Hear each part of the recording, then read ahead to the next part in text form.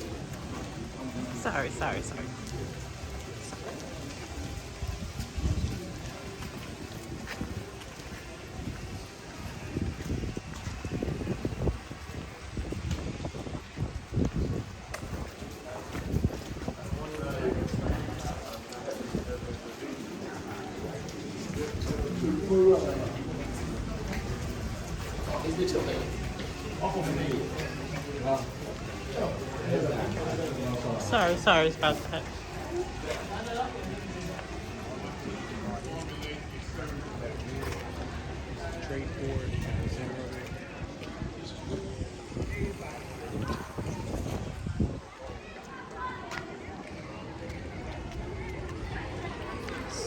Excuse me. We want to form a circle here.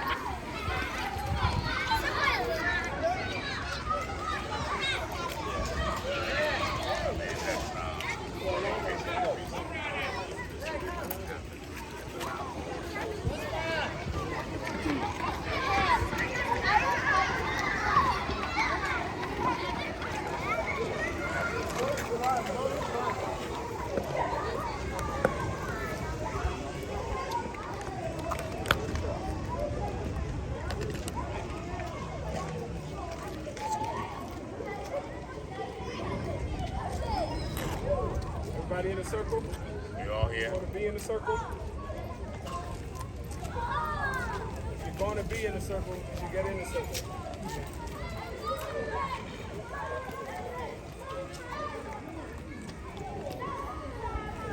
Ago.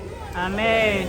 Ago. Amen. Ago. Amen. First and foremost, we want to give thanks and praise to the Creator of the universe and to the spirit of our ancestors who have led us and allowed us to enter into this sacred ground, to be a part of this sacred circle.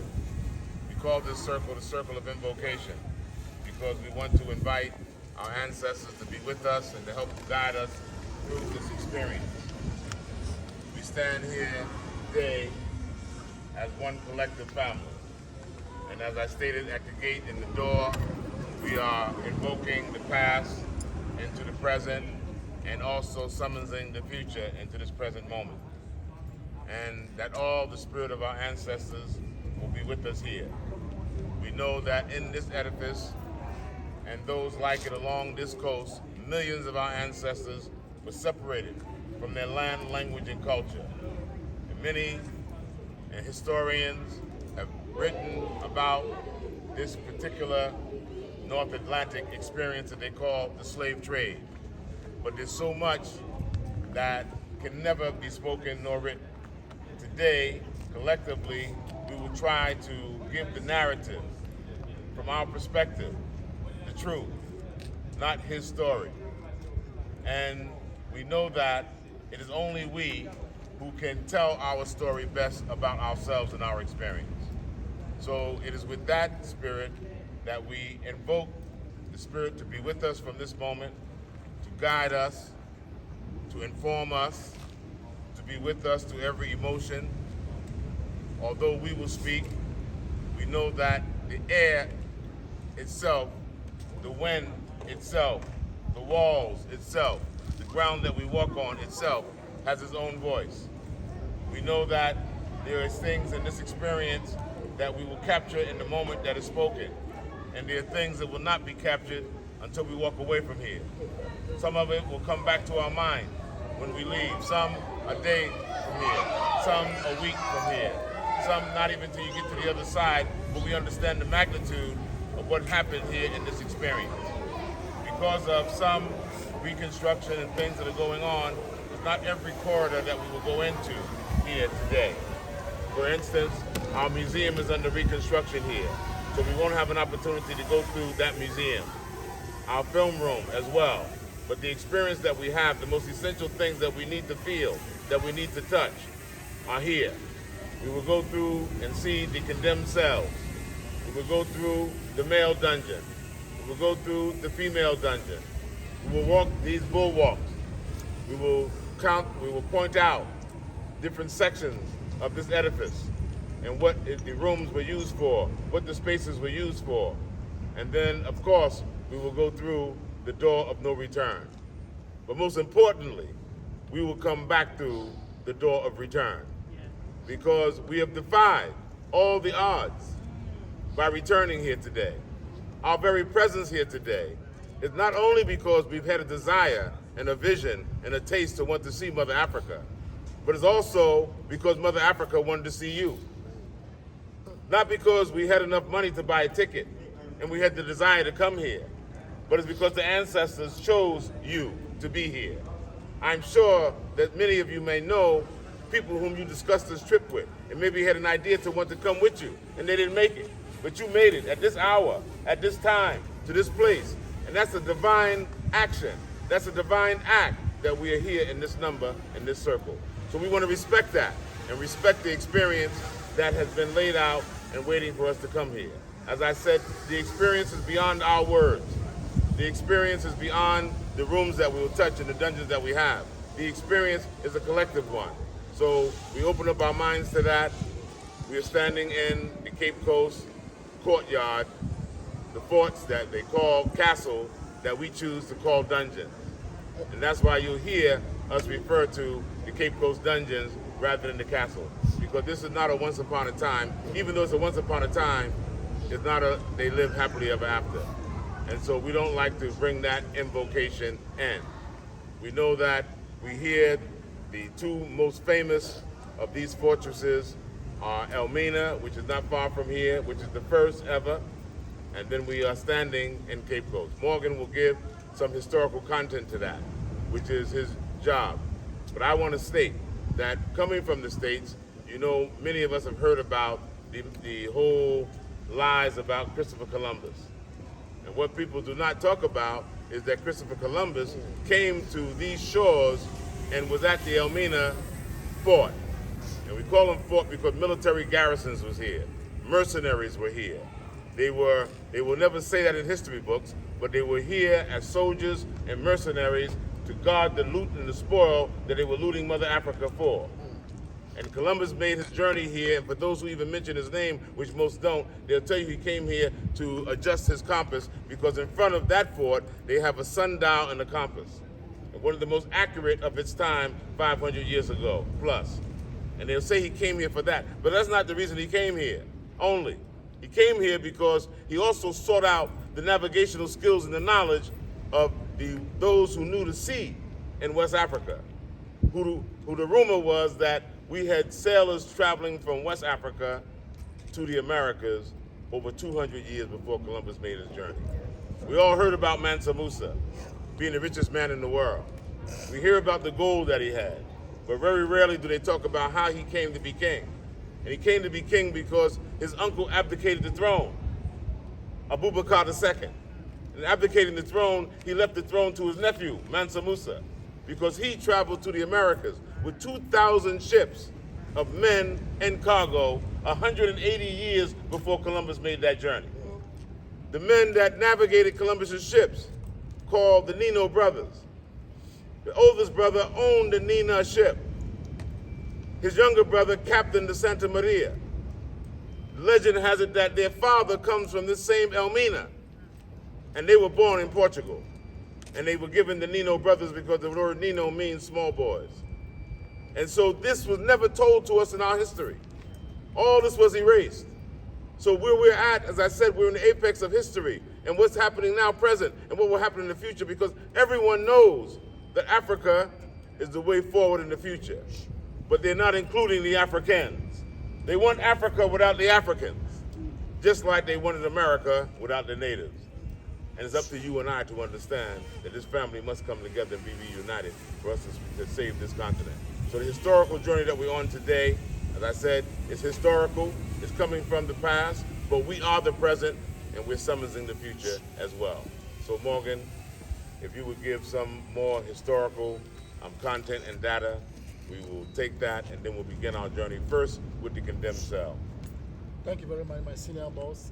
My dear brothers and sisters, delighted I am this morning to see you come back to our own ancestral land. My name is Morgan Mensah, a big Akwaba, and good morning to you. Good morning. Right. This very facility, rightly said by my boss, is the third of its kind in the country, and credit was given to the English to have constructed it. But here they did the supervision and the monitoring.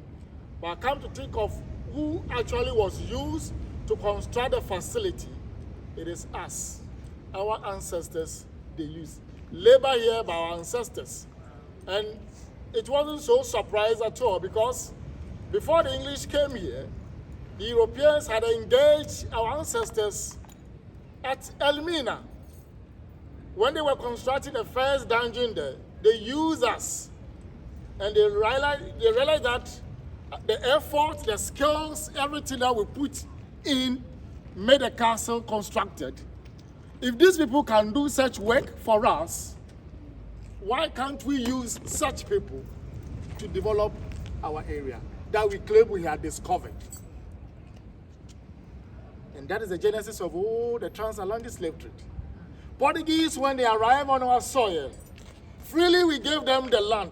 The Ghanaian hospitality that you knew you were experiencing in the country today, my dear brothers and sisters, it is not new.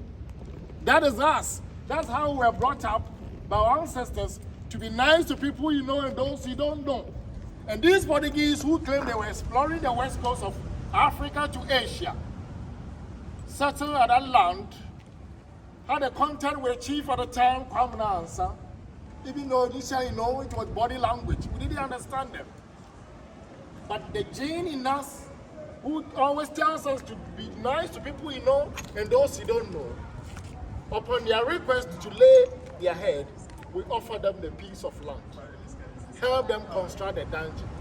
Did we know that we end up in the dungeons as enslaved Africans? Right. We didn't know that. Right. But over there, they don't tell them the truth. What they only know is that, oh, your people sold you, your people sold you. As if the moment we saw the Portuguese, Then we started selling human beings. How can you do that? Somebody you don't know, the moment you met him, you say, I'm selling. No, that narrative needs to be changed over there. It has to be changed. They don't tell you the good in us, but always the negative aspects. We gave them the land, help them construct it, and they punish us. They call that facility St. George's de Lastillo de Minor Castle, popularly known as the Elmina Castle, and they began all this story. Later, because they were not getting enough from Togo, Benin, Nigeria, part of Cameroon, as they named the section Slave Coast, then they began by force raiding Elmina Township. By virtue of your stature, they had gone, you don't have, therefore you can't fight him, by force capture. That was still not enough for the Portuguese, because they needed more strength to develop the land that they claimed they had discovered. Forgetting that there were natives there, the indigenous there, working, but to take over their land, what they sought to do was to reduce the population of the natives so they can take over that land. And transatlantic slave trade became something that attracted other European countries to come. This piece of land upon which we have formed a cycle changed hands from Portuguese, Swedish, the Danes, the Dutch, and finally the English. How many countries?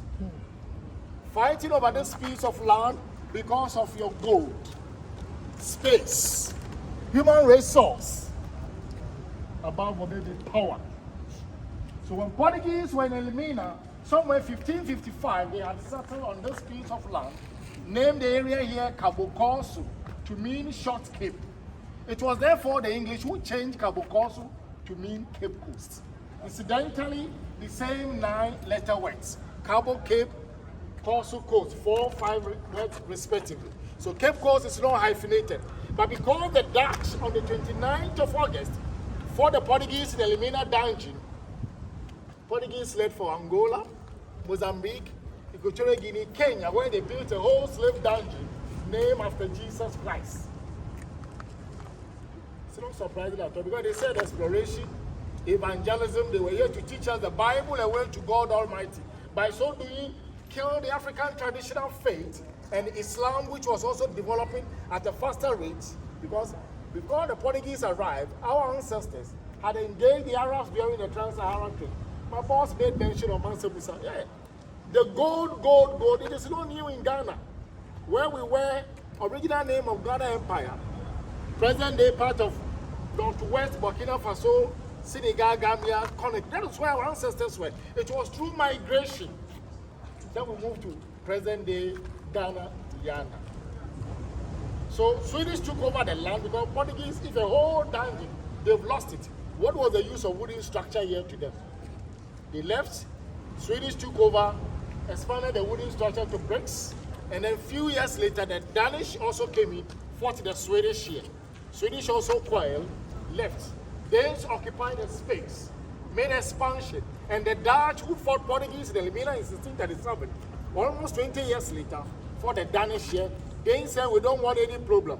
We don't want any trouble, then we'll leave for Accra. So they left for Accra and built the second dungeon, called the Christian Ball, named after the Christian, the monarch at the time, 1661.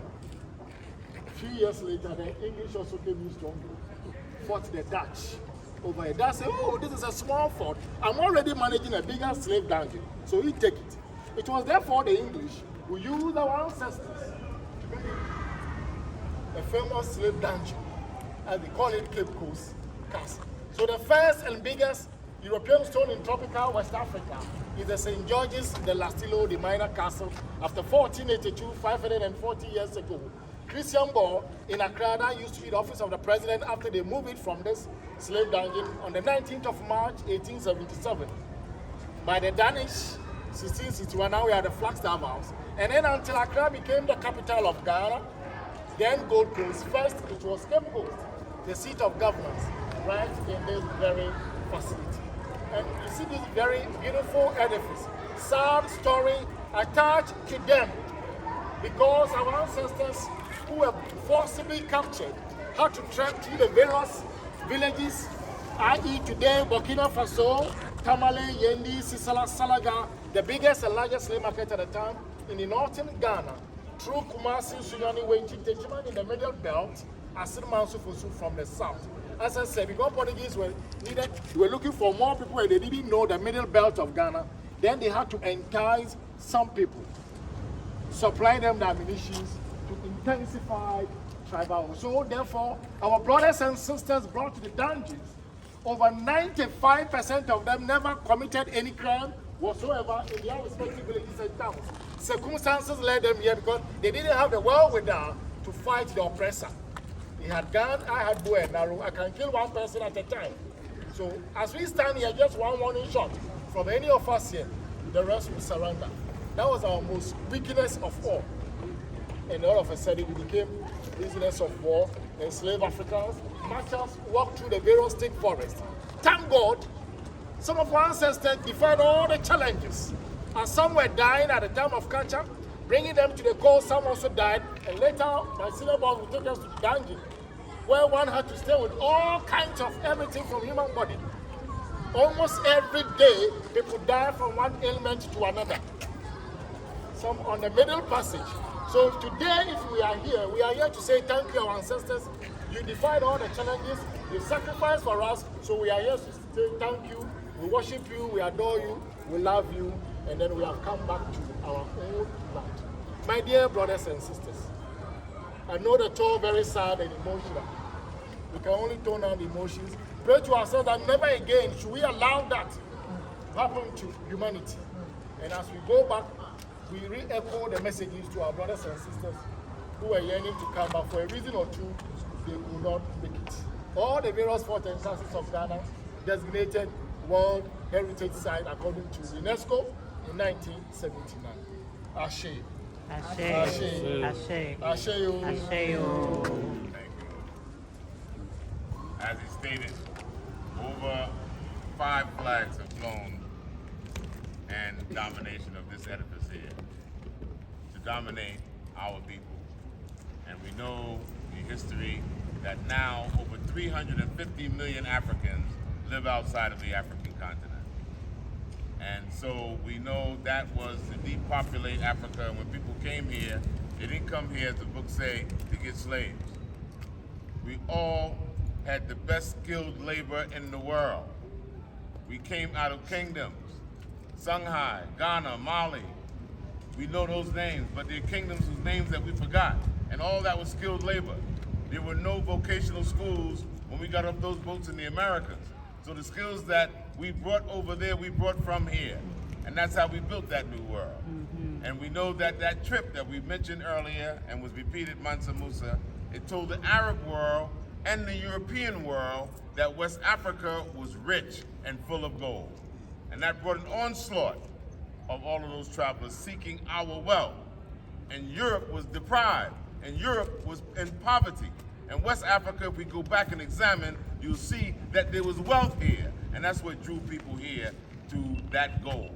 And so as we go through the tour, we'll make more mention of that. But we want to proceed now and go over to the condemned cells. And we're going to break the circle, but the circle is not going to break per se. The spirit has been invoked, and we're going to go to this condemned cell to begin our journey and experience. So if you just follow us over.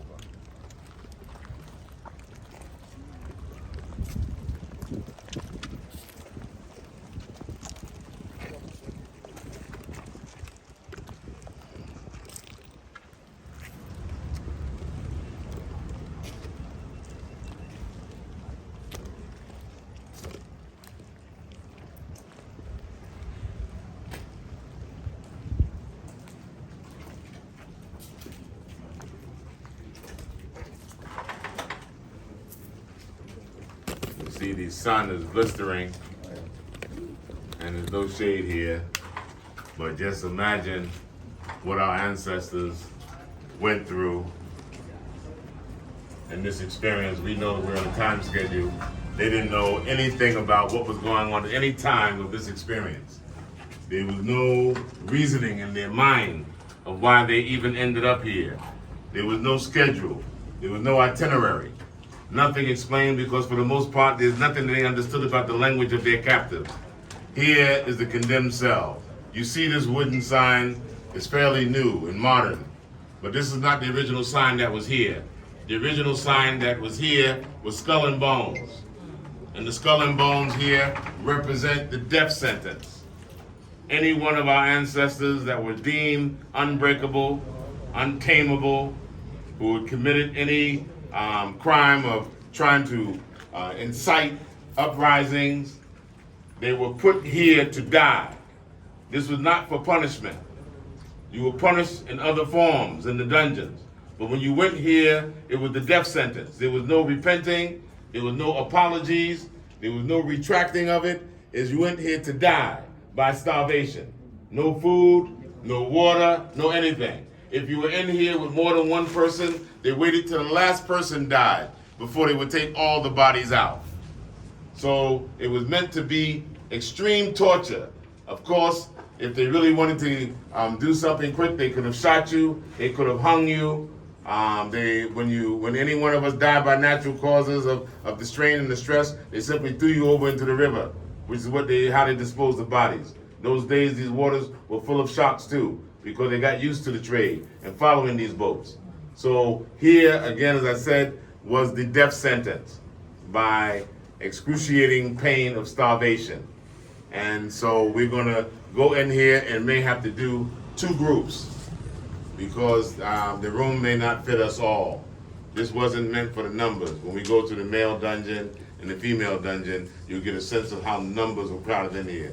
But this wasn't meant for numbers per se, even though it could contain, up to maybe about a dozen at a time, depending on the offense, whether it was a multiple offense or uprising or was a singular offense. So we're going to take as many as we can take inside, and when we get that number, we'll halt it by communication. Then we'll close the door and cut the lights off so we get a sense of that feel. We won't be in there long, but you will recognize the time that you're in there. You can't imagine spending the last of your days inside of there until you starve to death. Then the first group will come out and we'll bring the second group in, whatever it can contain.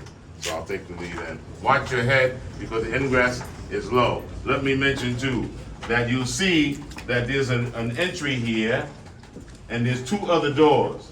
What this is meant for is that if any of their own, any of the Europeans at that time, whether they be the English, whether before them, the Danes, the Dutch, or whomever, if their men committed any crime, offense, drunkenness, violence of whatever sort, they would be punished by put in this first corridor here. That's why they have ventilation here. The ventilation wasn't for us. There's another door in there that cut us off from ventilation. But they would have their soldiers here for a 24-hour, 48-hour, or until they slept off the drunkenness. And then what the idea was, I'll put you in there close to those niggas to where they're gonna die. You'll be in there with them. But they weren't with us, because you see they were separated. And usually after 24 hours, maybe 48 hours, they were let go. But they had this small ventilation. But this ventilation was not for us, because the 2 other corridors you'll pass through, there'll be no door. This door is one of the original doors. That's why you see it so thick and so plundered here. But these portals are original. So watch your head when you come through. Okay, you ready? And watch your step.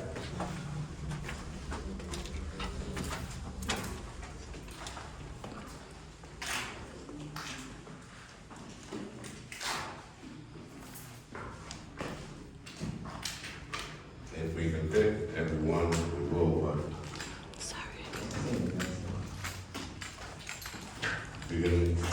I know the sight is hard to see coming out of that bright sun, but we can move over, we can fit as many people as we can inside.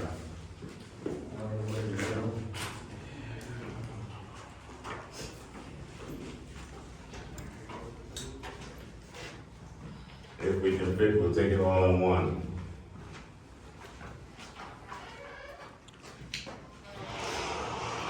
More can come, Rabbi. Yeah. Ray. More can come and get more. Ray, he said try to get all of them. Yeah, everyone wants to come. Nobody wants to come. Oh, no one else wants to come. Anyone else that would like to enter?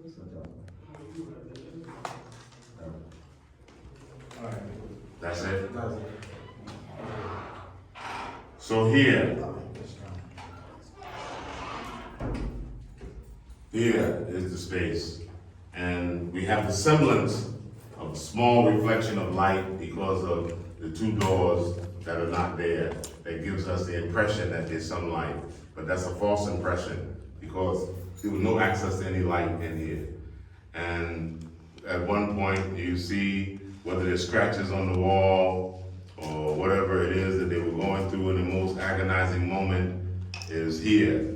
You didn't see anything in this darkness.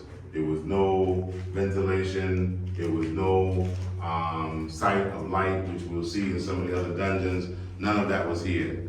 Nobody came in to visit. They made sure that there was enough time to make sure that those who were here were actually dead before venturing to come in here to remove the dead bodies. When we're in here, we have to dedicate one moment of silence to the souls that perished in here, souls whose names we will never know, but the experience we can identify with. There are those delegations, some individuals who come in and lay these wreaths as a tribute to those who perished inside of here. And that's why they remain here. When we're in the male dungeon, I'll explain a little more about why they remain in these corners.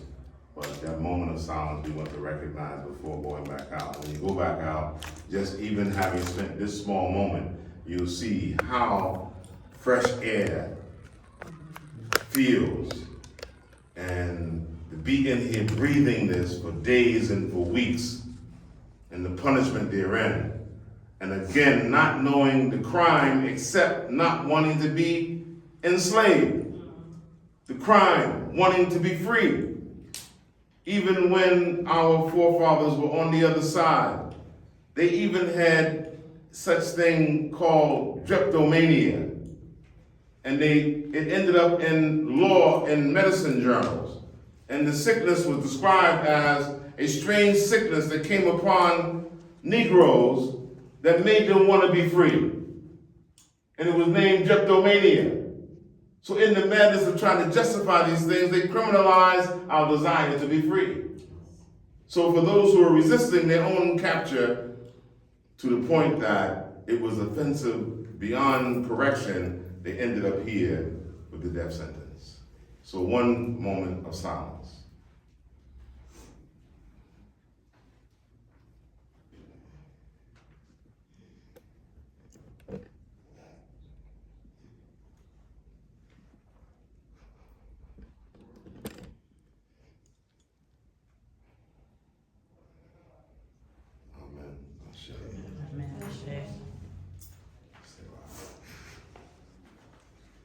Journey out. Of course, these light bulbs are put in here for tourist purposes, so we can see our way out. But the lights were not a part of their luxury. This is the first door, as I said, cut us off from the semblance of light reflection. This is also the second door. Before we get into this area here.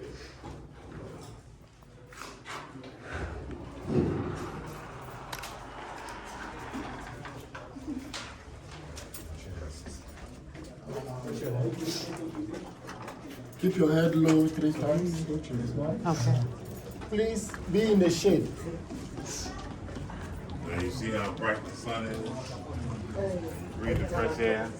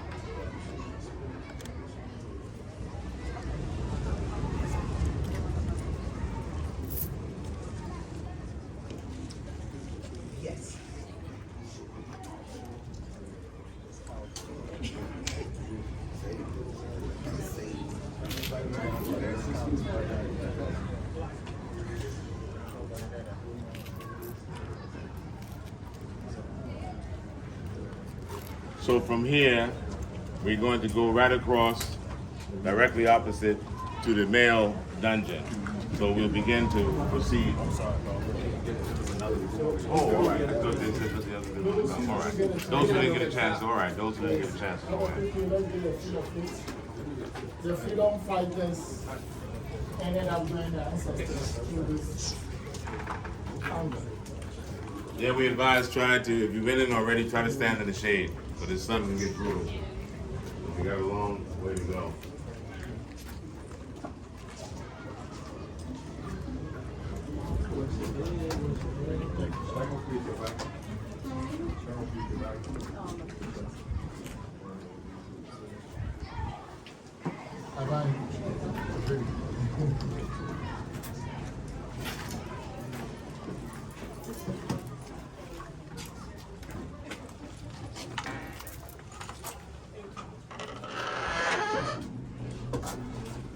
We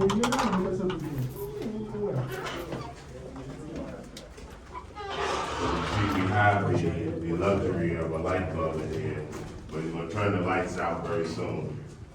And we see over in the corner, there were reefs laid here, where we have people and delegations that come in, they lay reefs in honor of those who perished in here. As we said, here, there's no survival.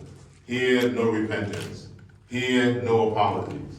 Here was outright death sentence. So the excruciating pain of death, we don't even know if they understood that that was the sentence. There's no court case being held, there's no judge, there's no interpreter per se.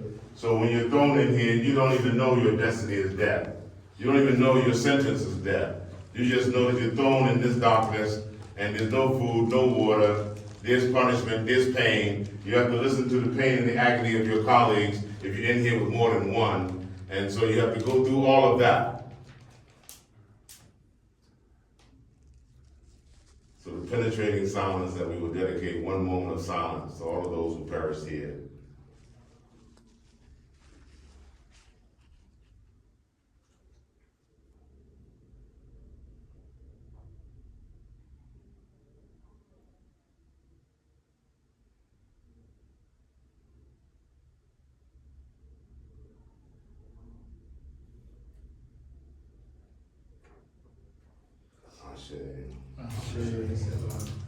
So we remember, again, the penalty of wanting to be free, the penalty of resisting your captivity, the penalty of not cooperating with your own incarceration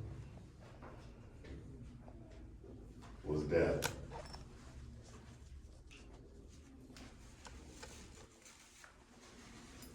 So each one of these dungeons that we go through, this is the most extreme, but each one we will dedicate our own moment of silence for our men and for our women. And this, as I said, is the most extreme of them all. You can still smell the stench.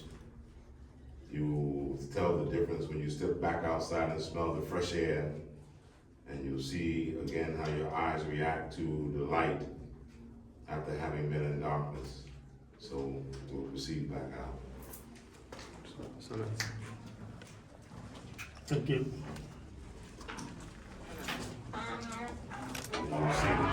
Keep your load down, your head down 3 times. Okay. 3 times. Please go ahead, go straight to the reception. Stay away from the sun. Go through this side so we can be in the shade before we proceed to the male dungeon.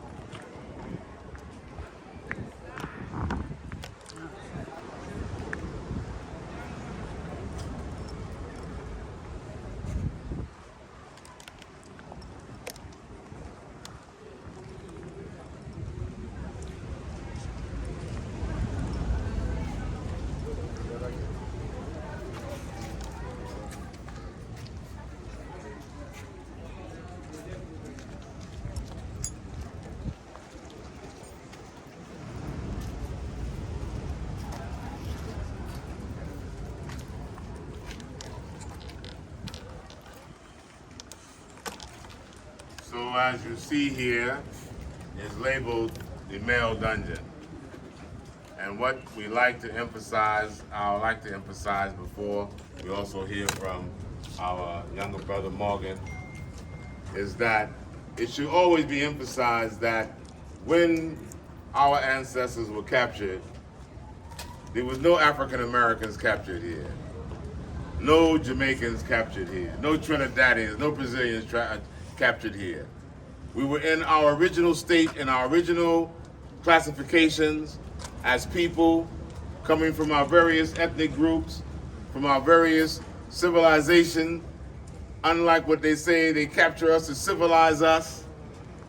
And so it is here in these dungeons, when we descend into this darkness, that they began to put us in the factories of reconstructing who we were. So this is the beginning of the reconstruction of the Negro, the reconstruction in the image of our captors. It took away from us our language, took us from our land, and that's why we see, when we look at the history books, and we see us coming down from the interior, captured, and our wrists binded, our ankles binded, our necks binded. They show us naked with loincloths.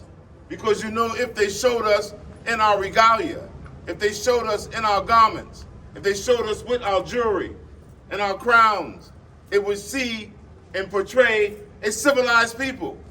If you see the kind of ornaments we had on, it would identify our culture, our tradition.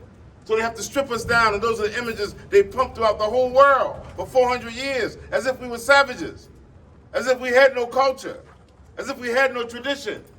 And then when they looted our palaces and they looted our homes, they even take the same artifacts that we created and bring them to their museums, lock them up in their basements, make money on it. While at the same time, they say they taught us how to put clothes on. They taught us how to build houses. They taught us about God and gave us an education. Even just recently, they found over 10,000 manuscripts in Mali. 10,000 that they had not looted prior, centuries ago. 10,000 that they had not destroyed centuries ago. 10,000 that had been held in private collections by our own people. And what was the subject matter? Astronomy, astrology, medicine, history. This shows the intellect. And now we even perpetuate a false narrative that if you want to hide something from a black man, put it in a book that we don't read. Whereas we created alphabet. We created books. We created libraries, preservation, and studies. People travel from all over the world to study in our institutions. And yet we fall for the changing of that narrative. And this is where that changing of narrative began, when they strip us down naked, not only bodily naked, not only materially naked, but they began to try to strip our minds of our memory. This is the torture. So going down into these dungeons, descending down into this darkness, was symbolic of a darkness that we were about to descend into and come out everything other than ourselves. So here, we come back to reclaim ourselves. We come back to reclaim what they thought they had stripped from us. There's no way that we should be back here 500 years later seeking out our history, seeking out to connect with our ancestors, because they've invested billions of dollars to make sure that they erase the original mind out of our people. And that we never recover our mind. We never recover our senses. That they've tried to erase that we would never even have a desire. They even made it criminalized for us to be thinking. You know, it seems comical now, today, to think that there was such a crime as for black people to think. That overseers and slave masters would go around the plantation and literally ask you a question. You got something on your mind, nigga? You thinking about something? We say, no, boss, I ain't thinking about nothing. I ain't got nothing on my mind. That's how much they want to purge our mind from any thought to be free ourselves, other than what they put on our mind to think about, our quota of labor. So when we go down into these dungeons, and we began to continue the narrative down in these dungeons, we want to think about that. The investment they put into erasing who it is that we are. And not only was it us, after a while, they end up coming back into the continent and erasing the identity. How many people came here knowing who are the people that make up Ghana? Who are the people? What are the languages here? How many of us have heard of Asante or Ga or Ewe? or Hausa before coming. You just hear Ghanaian. And before Ghanaian, you heard Gold Coast. They named the whole area and territory after a piece of metal. Like there was no people. Like there was no language. Like they didn't have a name. Next door, they named us after elephant tusks, Ivory Coast. As he said in Nigeria, it's the slave coast. Even some more treacherous say nigger area. Cameroon means shrimp. Because some white man goes there and see the biggest shrimp he ever had in his life, now he's gonna name us shrimp. We got a flag after Shrimp Cameroon. We got a national anthem after Cameroon, shrimp. This is how absurd it got.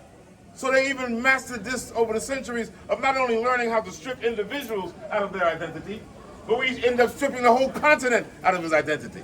Calling Africa the dark continent. Calling African people after names that we never called ourselves.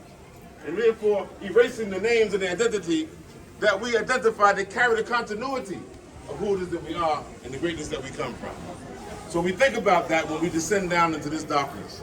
And we have some other items here, and I'm sure Morgan is going to speak to about how they got here and what it represents before we descend down there. Thank you very much, my dear brother. This very piece of information we have here is about 30 years old, and one of the proponents is the one just before me.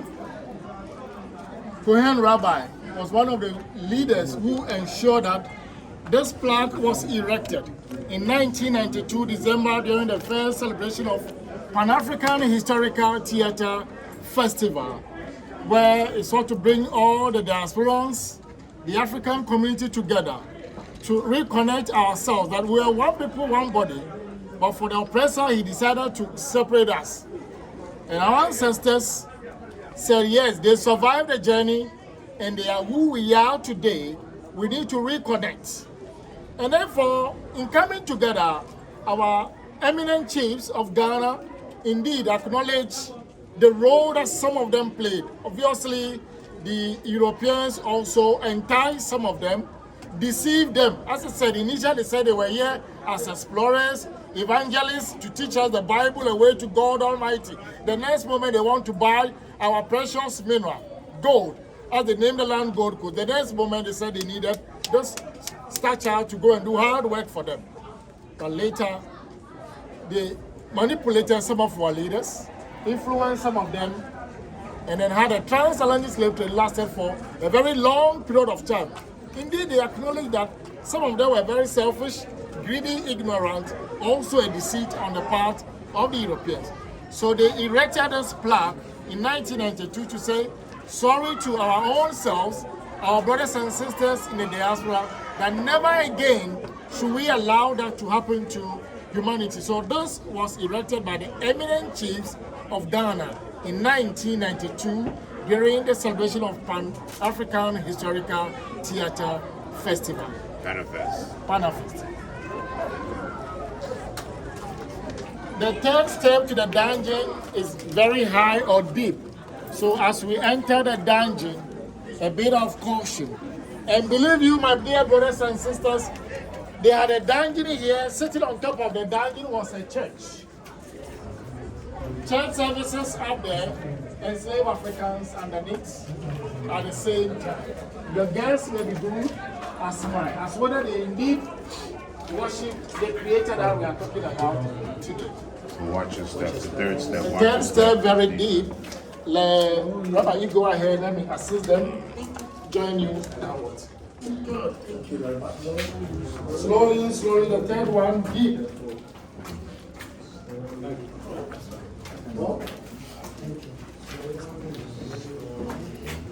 Slowly, slowly. Slowly, slowly.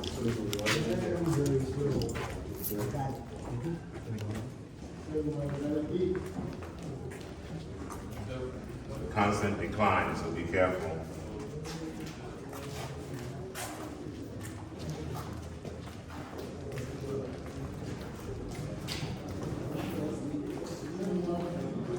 We're going to the first room to the right here. Watch your step, the floor is uneven.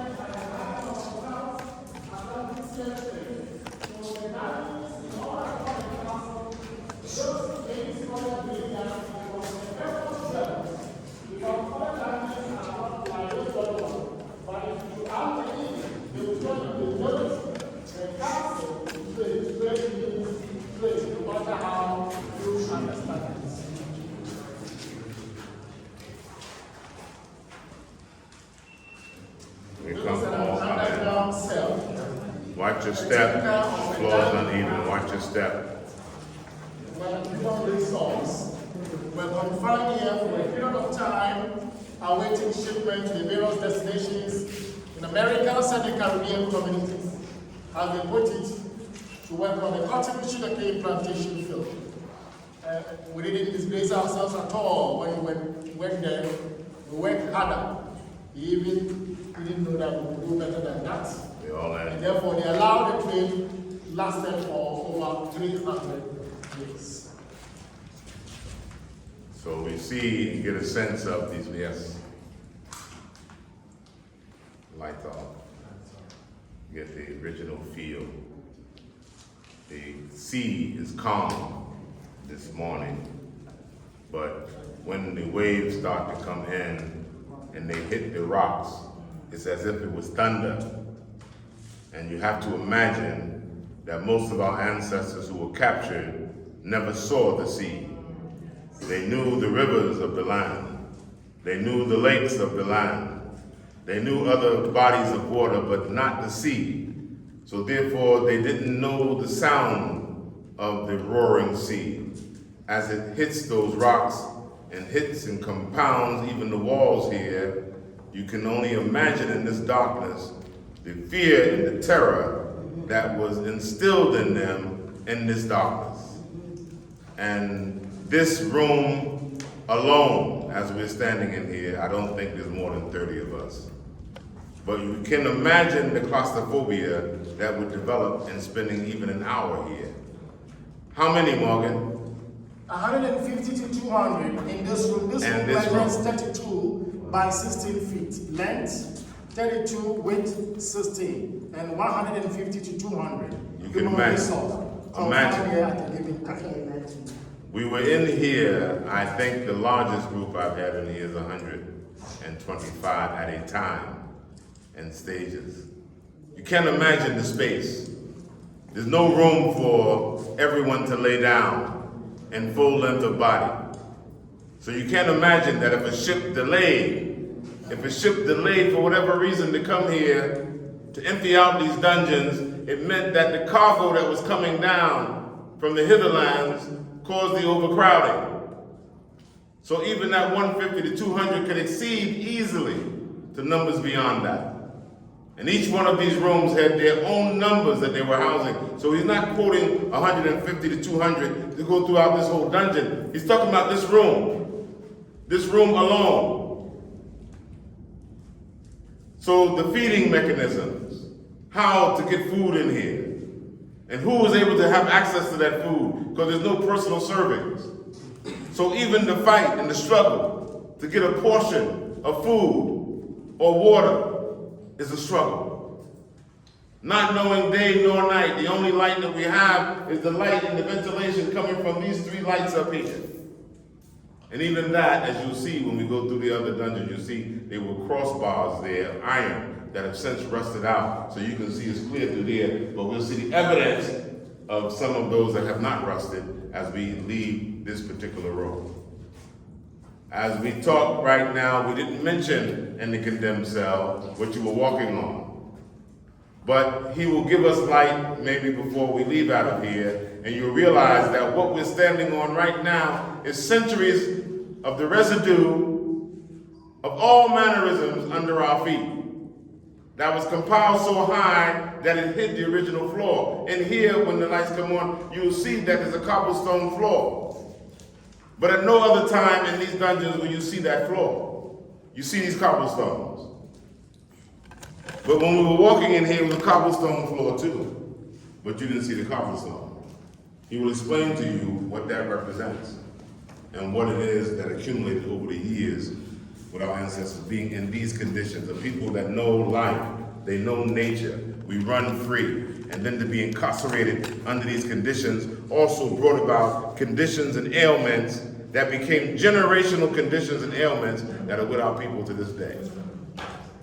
Asthmatic conditions, rheumatisms, messing with bone structures, things sitting in the bones, things that took time to manifest later on in their life were germinated here with these unsanitary conditions. And one of the things that we like to say, especially to young people when we're in here, if our ancestors who could have chose on the long trek down from the interior before they got to the East Coast, they could have chose to defy their captives and die honorably in battle, which many did. That's why we'll never know the numbers. They could have chose death, not knowing what tomorrow would bring, but knowing that today is not something I want to live with for the rest of my life. They could have chose death, and it would have been honorable. But they chose to live and not die. And the fact that they chose to live and not die is why we are. So we have an obligation to respect that choice of life so that we can be, so that we will never accept failure nor mediocrity in our own life and our own pursuit for achievement. Because if they can choose life under these circumstances and find hope within their own being for a reason to live tomorrow, to see what tomorrow will bring, how much more us when we face challenges that we face today and want to give up and think that those challenges are an excuse for failure. There can be no excuse for failure when you come into these dungeons and see what our ancestors and our forebears had to go through in order for them to live so that a new generation can be born and that we can come back here and stand in this place with this evidence to that testimony of their strength and their resilience. Although some of us will feel the pain, we feel the emotions, but we walk away from this experience with strength to know the pedigree that we come from and the kind of people that we were made from that had that strength. So this experience produces even greater strength in us and the confidence that we must be somebody strong if we didn't crumble under this. Thank you very much, bro. I'll ask the first question. Which of the 5, 6 continents in the world that you will not find this type of skin over there? Which of the continents that you won't find this type of skin? 0. None. It means we are everywhere. And therefore, it is uniquely designed, created by the Creator himself. Right. We surmount every challenges that come our way, giving the opportunities. 5 sections made up of the male slave dungeon. So 150 to 200 by 5 will give us 700 to 1,000 for the whole diameter, 40 to 50 meter stretch of space. So either you lean against the wall or you squat. Choose any of them. But if you dare lie down, trust you me, your colleague will trample over you whilst you want to do the number 1 or number 2. The trench here meant for number 1. Number 2 on the wall. You sleep by it until the next day. If you did that in the evening, no one will come and clean it for you. Every morning, it has to be cleaned by the domestic enslaved Africans. Ladies and gentlemen, our brothers and sisters that were bought at the Palaba Hall, having been examined thoroughly by the medical team. You know, they came with their own medical team, so we'll make a determination. Buy, don't, buy this, don't. And only the best of the best at the time, having survived the journey, were recruited. Exchanged for fabrics, mirror, gunpowder, and a drink house. Having done that at where we formed the cycle, roared from fire, placed in oil, and then Branding. You will be branded because company A, B, C, D were doing the purchasing. All men here, women about 100 meters away from here. So how were you going to identify yours from Madame? Because we're all black. So M could go for Manchester Company or the L Liverpool. After which they confine us here. Now, I will be here doing number 2. My brother lies in front of me watching helplessly. He had no clue. He can't do anything than to stay with it until the next day before the in-house captains will come and clean the stuff. So come to think of the stench. Very unbearable. Our own, we don't want to see it. How about somebody else's? 4 people in a room, we complain we're overcrowded. We can't cope it. Our ancestors moving 200 plus. They survived. A day or two, no shower. We are not comfortable. Weeks, if we're not lucky, months. In the case of our sisters, who were all beautiful and led the top hierarchy, wanted to rape you before you took a shower. And all this, they endure it. So if today we are here because they made sacrifices. If all had died, you and I wouldn't have been here today to sing praises for them. So we are here to tell them to do everything. Pupu, after the enslaved Africans ended here in 1833, no human resource kept here. And they didn't have local enslaved Africans to do the cleaning, the sanitary aspects either. And you don't expect the officers to do that. So all those staff left behind, which accumulated to this height. That's it. Wherever you are, Regional height of this floor. heading to this height. This is scrape up. This one we are seeing the original floor. As we walk downwards, you won't see such space like this or faces like this. We shall be walking on human excretors of our ancestors, based with laterite and other stuff.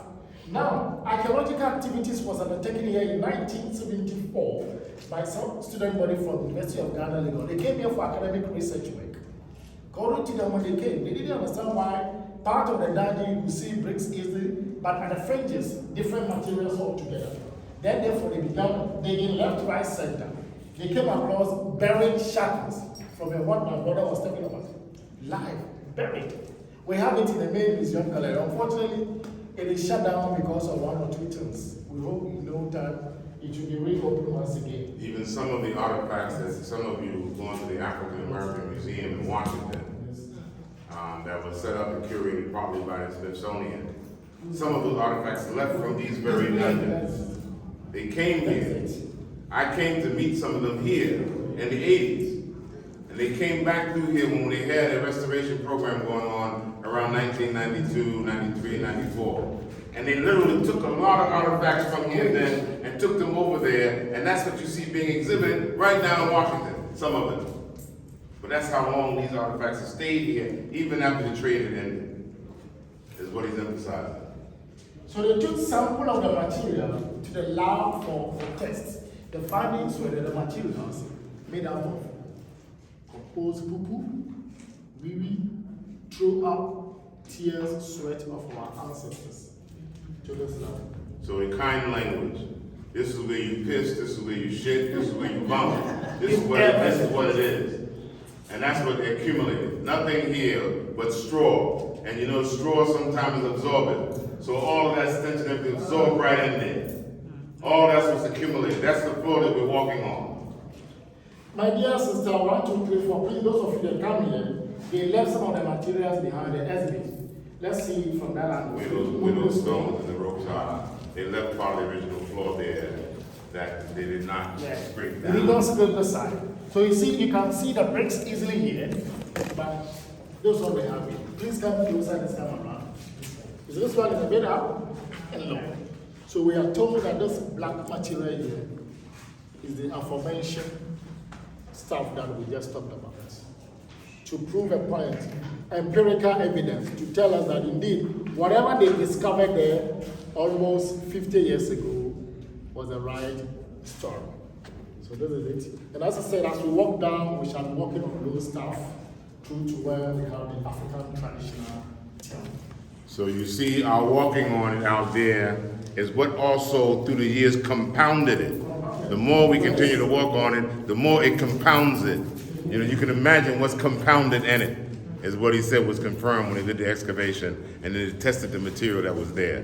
But before we walk out, what we like to do is give that same moment of silence in here in commemoration of our men, our fathers, our uncles, our brothers, our sons, our cousins, our males, and we give a moment of silence. And when we walk out here, we also want to touch the wall with our right hand, and we want to just remember the men in our communities, in our families, those whom we know made a difference in our life, those whom we know would have wanted to make this journey with us and didn't. We want them to know that we remember them.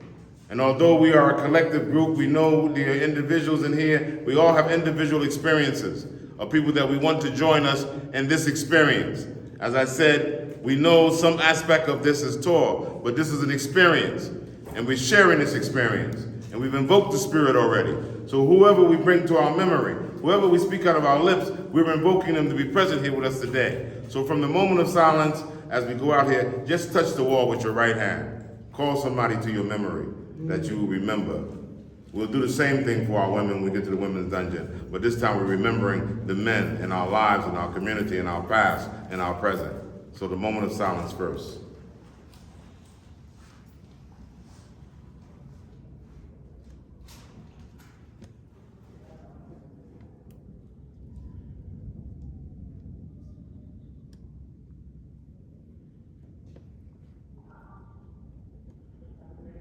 And may the souls of all the faithful departed from this dungeon or dungeons across Africa, at the time of capture, walking through the forest to the dungeons, on the middle passage, and then also at the destination, may they rest in peace and rise in glory. Ashe. Ashe. Ashe. And watch your step in the trenches. Watch your step. Near the door, it's even more ragged.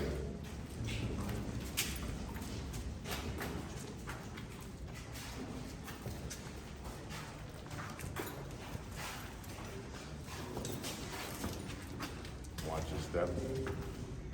Watch your step.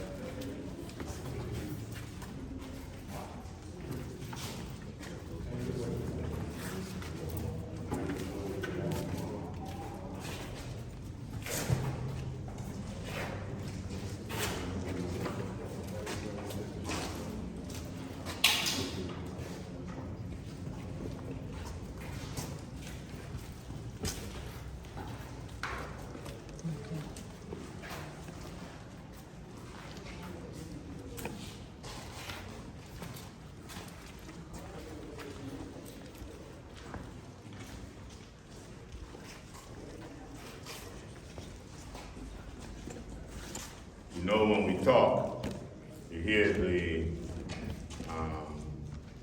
sound, the acoustics here. He's going to explain to you how that was used against us, specifically as it's portrayed in this room, what this chamber represents. The acoustics here make our voices travel, and it can be easily heard upstairs. Right. Thank you very much, my brother. Third section of the 5. Earlier on, I made mention that right above the male dungeon was a church. The name given to it, Society for the Propagation of the Gospel, SVG, which later metamorphosed to Anglican Church. And where we began the tour, the experience, that was where the Methodist Church of Ghana also began in the country, where we're from the side. And then Roman Catholic Church of Ghana, the dungeon in Elmina. And come to think of the Presby Church of Ghana, the dungeon in Accra. So Christianity in Ghana, we see the roots. Those who came suppressed our disciplined religion, African traditional faith, and Islam, which was also developing at a faster rate because we had engaged the Arabs during the Trans-Sahara trade, which also informed the Europeans to go and seek the roots of the precious gold. So whilst our brothers were here suffering, crying left, right, center, up there they had their church services, singing their various hymns, chorus, whatever. And this particular opening, though it may seem for ventilation, but there was a reason to it. An official was commissioned there to monitor activities of our brothers here. And gave a report periodically to the merchants, as some were fighting each other or some dead, so they can do a report, or any kind of information that would be interesting to the officers And this is why we have it. And above it now we have the children's library. Maybe when you go out, we can see part of the church before we continue. So, dear brothers and sisters, singing praises to God, the same people punishing. Another race over you. So you see, and also can serve with someone multilingual, can easily interpret anything that we're saying down here and transfer that information up there. That's the way the acoustics were. That could also contribute as a spy chamber to be able to report any and all the activities and conversation that's taking place down there. All of these entrances have gates and bars on them. So there's no free passage from one chamber to another. They all had bars on them.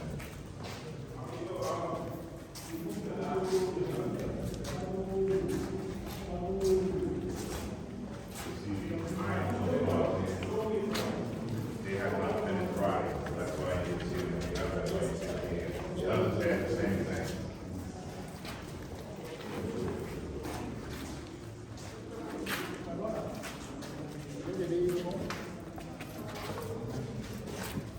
Sunday, Monday, or Friday.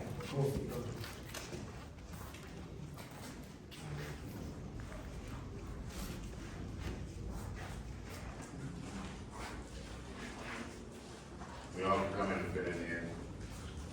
We want to see the schools are also for us.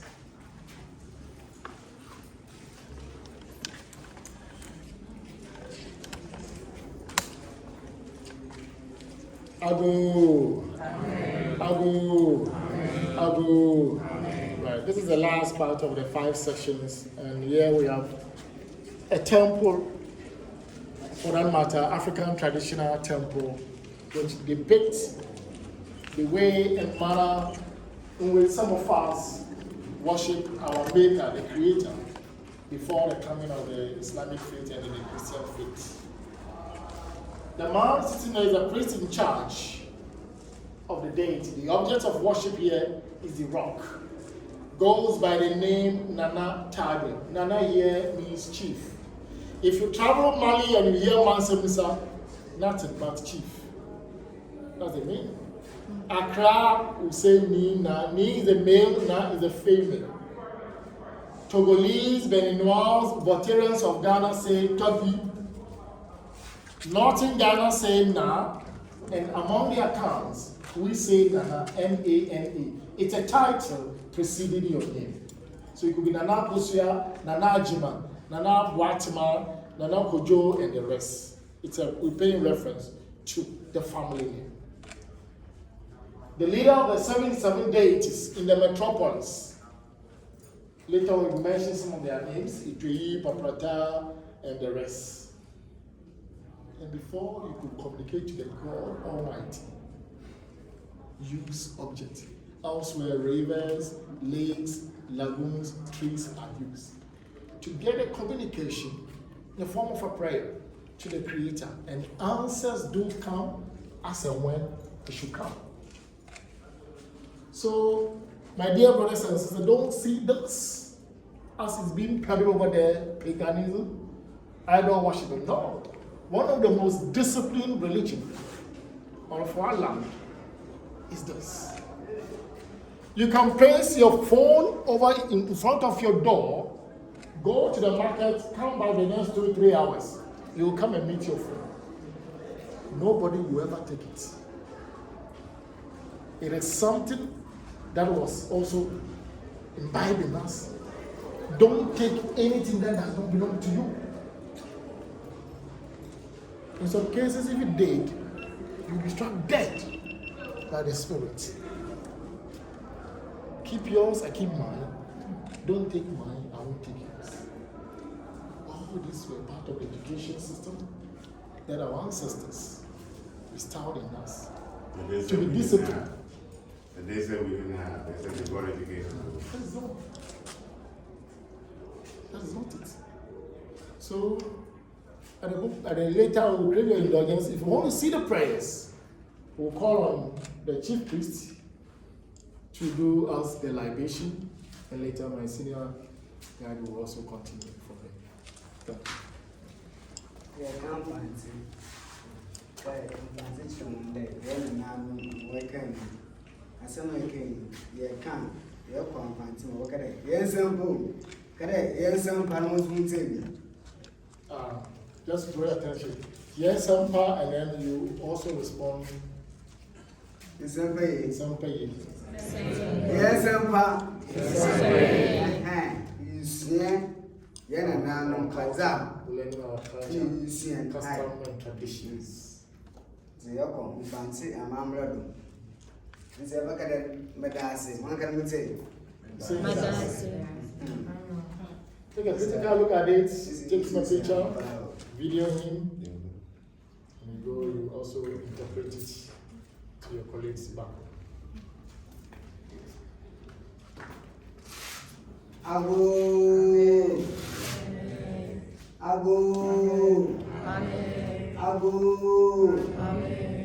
Ayo wazi akupa mapa, awuna kosi okoke wazi. Esi bende basi wishi mapa ni shobi. Wazi, ye kama hapa yu kama hapa no mehiraka. Wazi mkasa shedi mehira.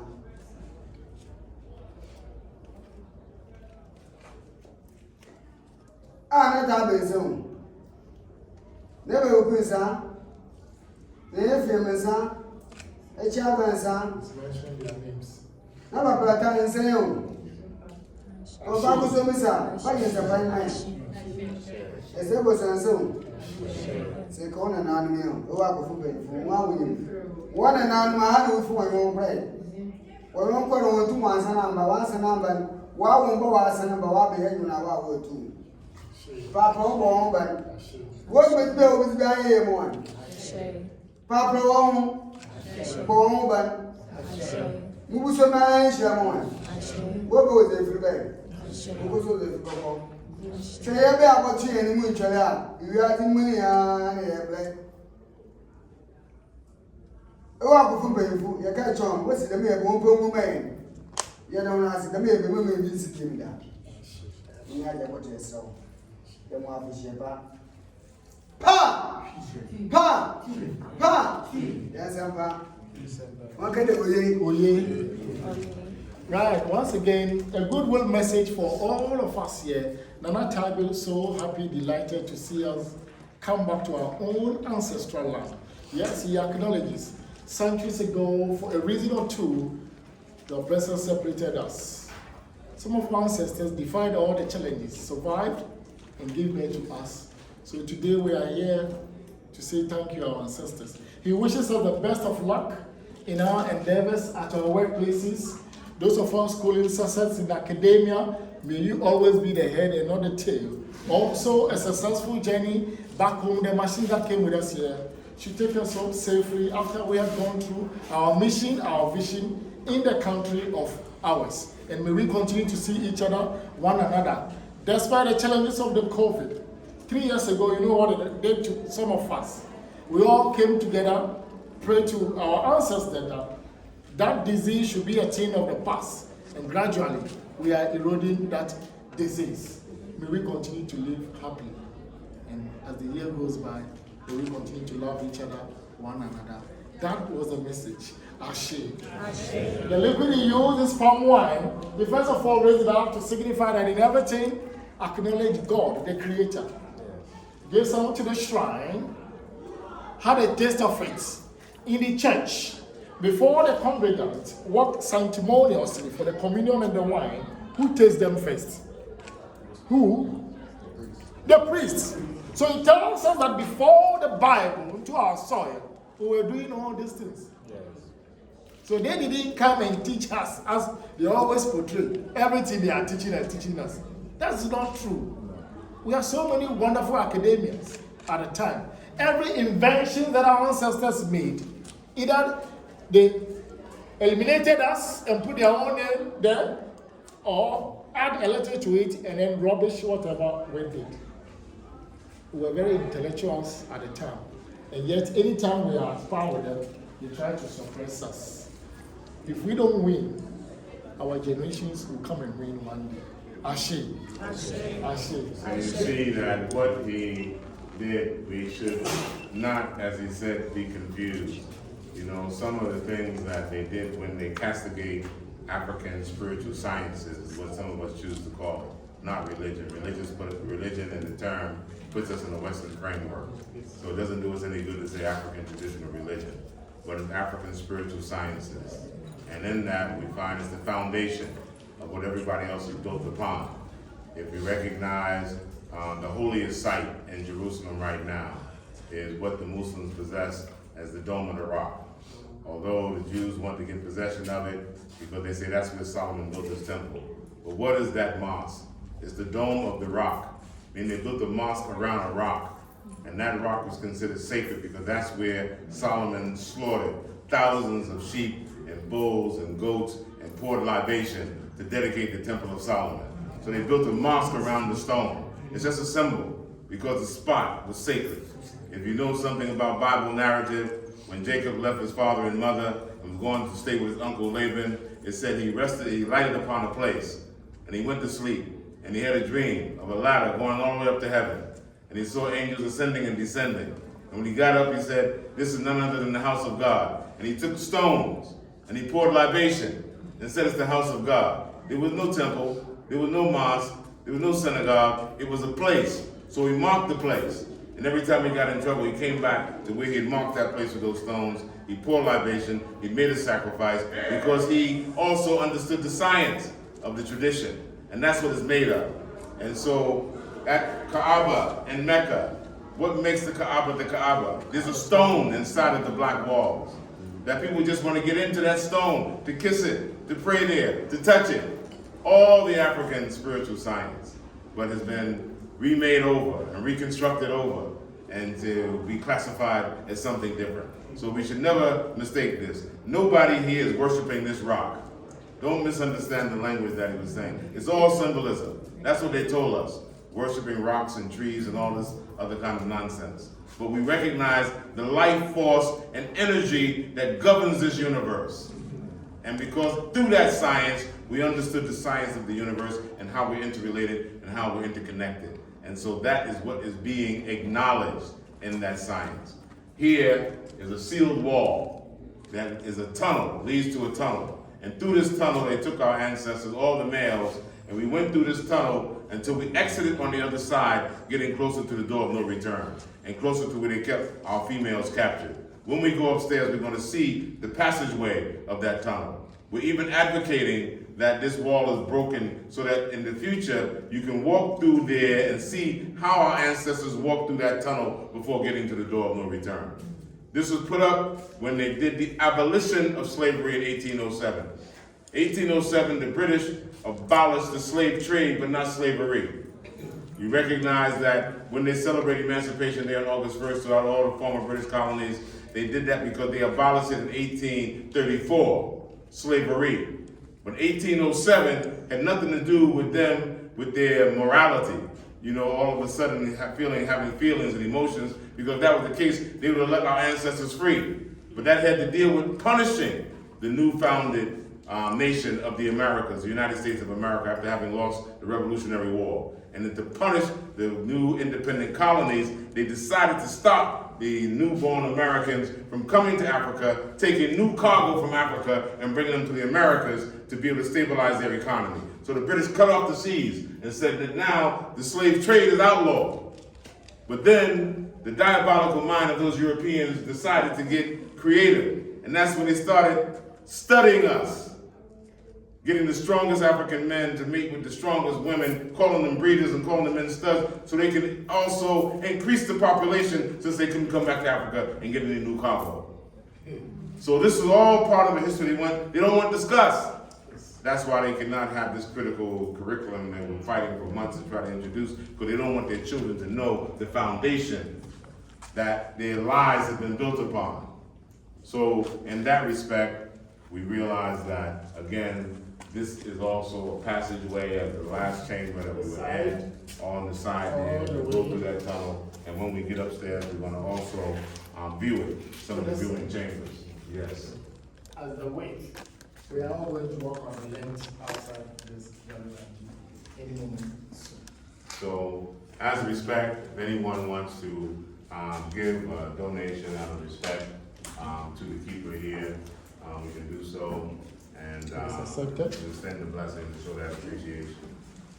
And then we'll continue our journey up. If any of you ever seen the movie Sankofa, or Holly Grandma, this is the room and this is the dungeon that they did the filming in the beginning. And we're in that place, Sankofa. If you haven't seen it, it's worth being seen.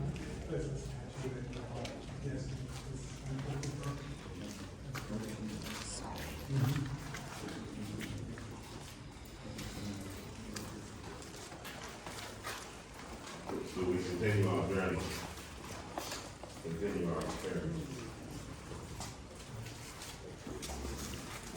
Get a sequence and get a symbol. Very confident.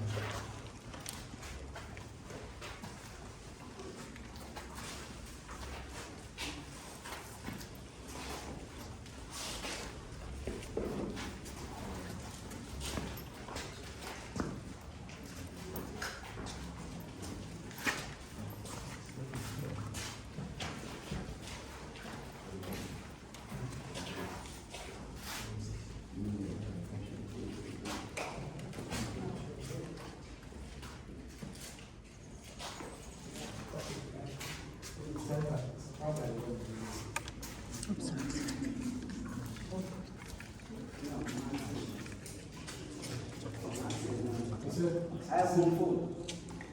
I'm fine.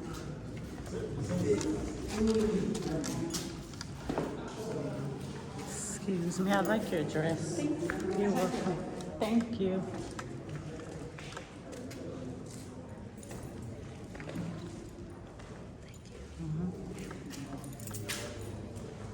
Can we purchase a CD, maybe like that, into a CD? I can find out for you. I know we put it on YouTube. Oh, great. Oh, I think, yes, thank you. Yeah, I don't know. Yeah, it's a okay. couple people. Yeah, I'm good, baby, thank you. Family came here. This is one of the sites they came to for a short time they had. I think it was 23 hours. Oh, So they came, did this experience, thank you so much. and for the time when the notice of the travel was so short, they didn't know what to do. So, kind of like a repeat action of the plot there, they said the simplest thing, the easiest thing to do in a short time was let them lay a plaque. So this plaque was laid here by former President Barack Obama and Michelle Obama in 2009. And to show you again how the fight continues in our struggle. And one of the main fights is to always keep us divided and separated as a people. And they're always up to that naughtiness and no good, division. So I was here when President Clinton came here, former President Clinton came here. All the people had access to him. Throngs of people came from everywhere. You would have thought it was the second coming of Jesus. People just wanted to touch the hem of his garment. And so I was here when Bush came here and everything. People had full access to him and everything, you know, walking freely amongst the people. But when President Obama and his family came here, they made sure that you could not get anywhere near him nor touch him, as if to also set a division in the minds of the people that he don't want to be bothered with you. But it wasn't that. The State Department fashioned it in a way that there was no access. Here you have all these two former white presidents come here, and you would think that it would be also a security concern. But they allowed everybody to be around. But here they made sure that even when he pulled up here, they had a canopy and a tent there, security around. They had the people about 100 feet away. Nobody can get close, nobody can touch, nobody can mingle at all. And so that is something that they orchestrated. And we realize that, again, any chance they can, there's always that promotion to try to keep us separated from each other, that we don't get a chance to intermingle, to talk with one another, and to be able to have our direct conversation and the direct connection with each other. And so, again, it was said that during that tour, one of the tour guides who was here, who did it, we know very well, still around here, S.O. Blankson, he shared that through most of the tour, the president was very reserved. And, you know, of course, Michelle, the mother-in-law, the children, you can see some signs of emotion on them more visibly. But it was when he came out, and as our brother said when we were going in, when he came out and they made mention to him that this was the church upstairs, it was like, what in the world? That was the first time it showed him. You mean to tell me that's where they worshiped while they were holding captives downstairs with all the moaning and the groaning and the stench and everything else that was going on then, that they can hold church upstairs? So that was when the comment came out that he showed that emotion upon having a revelation shared with them. So we continue to hear.